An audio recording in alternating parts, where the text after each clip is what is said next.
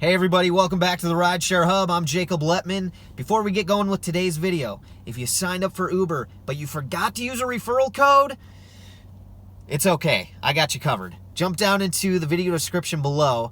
If you're a driver in the US and you're a newer driver, you can use a retroactive sign-up code to get your guarantee to start driving of up to $1,000. It might be $100, $500, $700, or $1,000.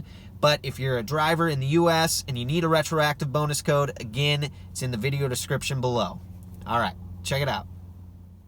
And welcome back to the Rideshare Hub. I'm Jacob Letman. This is the Rideshare Hub. You're awesome for being here. Thanks to everyone that's watching all of our videos right now. Hey, we're trying to bring you as much information as we can while things are crazy out there in the world. We hope that you and yours are all staying happy and healthy. That's most important. And so on that note, as that is top priority, the question is, today in the video, is it even worth it to drive Uber right now? And I would say, short answer, before we get into this topic more, I would say no. That's what I would say. However, the issue is that a lot of workers in the gig economy, including rideshare drivers, were impacted maybe more than most, or maybe the most, I don't know. We're up there with the impact, and that is because a lot of us don't have a lot of savings to fall back on, and that's just statistical numbers out there for the rideshare economy. Anyway, so without that, and bills still have to be paid, right? A lot of us can't just, other things, right? We don't have the same benefits. So if we don't have health insurance, if we need to go into a doctor, we have to pay for those visits. We don't have a company that says, hey, you can take these mandated 2-3 weeks off and you'll still get paid. So we don't have that to fall back on, but we still have to pay bills.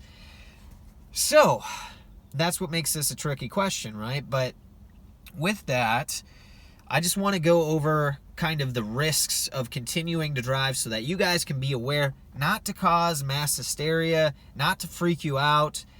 There's risk going out anywhere right now, I'm sure. But I think we have added risk as rideshare drivers because we're in a confined space and we're sharing a breathing area with people that we don't know. And let's get right into this. So one of the big things is that a lot of people who are carriers of the sickness don't even know that they are. They have either mild symptoms or they have pretty healthy immune systems, so they're just not even aware. And so that's one major way in which this is spreading. Okay, what else going on? Okay, is it worth it to drive for Uber? Okay, well, also, there's a big decline in rides even available because so many people are in and off, from school. They are off from work. They're sent home. So they're either quarantined. They've self-quarantined themselves. Sorry. They've either self-quarantined themselves or they're doing it because they have to. And so there's a lot of shortages in ride demands right now. Also, as we know, all professional sports have been canceled. Concerts are being canceled. Gatherings of more than 10 people nationwide are being canceled. So basically everything. Movie theaters are shut down. Restaurants are closing. Bars are closing. So what does that mean for the rideshare world? Well, forget your late night, Friday, Saturday night rides, because if bars are closed, people aren't going to be out. Clubs are closing. And we earn a lot of income from those opportunities, so those are gone.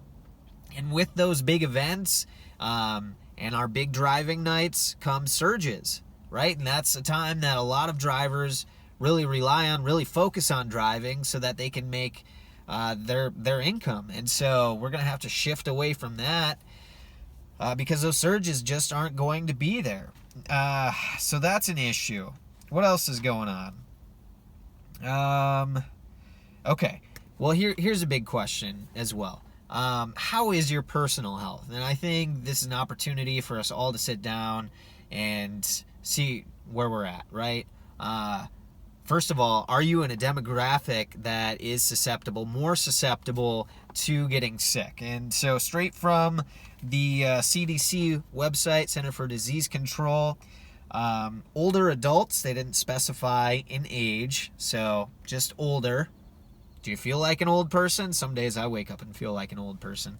I don't really know. I'm not even going to speculate on what that is. I'm just going to tell you what they said on the CDC website. So older adults, people who have heart disease, diabetes, or lung disease, or weakened immune systems are all the most susceptible. So if you don't consider yourself a super healthy person, this might not be a good time to be out driving.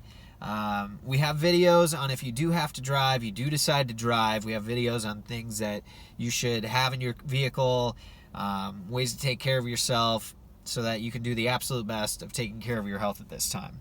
But anyway, like I said, really sit down with yourself, take into account your health, do the things proactively to take care of your health during this time, because if you do get sick, well, then you're going to not be able to drive anyway, right?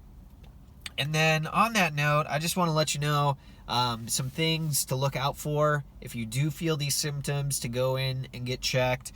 They say that the symptoms are aches and pains, sore throat, headaches, fatigue, cough, and fever. And also, in severe cases, difficulty breathing. So those are the things to look out for. I did see that sneezing is not one of them. So there's a lot of allergies that go on this time of the year. It's spring, things are blooming. I've got allergies pretty bad. I've been sneezing like crazy. I sneeze in Target. People are looking at me like they want to beat me up in the aisle and throw me out the back. I haven't sneezed on anyone's face yet.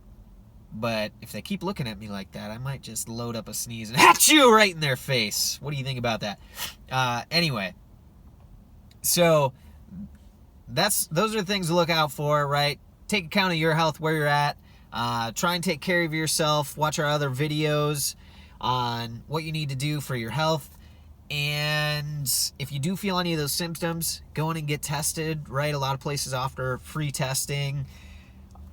Okay, that's what I got for you. So if you have money to fall back on and you don't have to drive, I really don't recommend driving, or limit your driving as much as possible. If you do have to drive, it's understandable. Anyway, you guys, those are my thoughts and feelings on the issue. Is it even worth driving for Uber right now? Jump down in the comment section below. Get at me. Let me know your thoughts, your feedback, your concerns, where you're driving, how things are, in your area right now. We'd love to hear all of that from you guys. I'm Jacob Letman. This is a Rideshare Hub. You're you. Be safe, and be safe. Be healthy and safe. All right, you guys. Until the next time, for real, stay safe out there.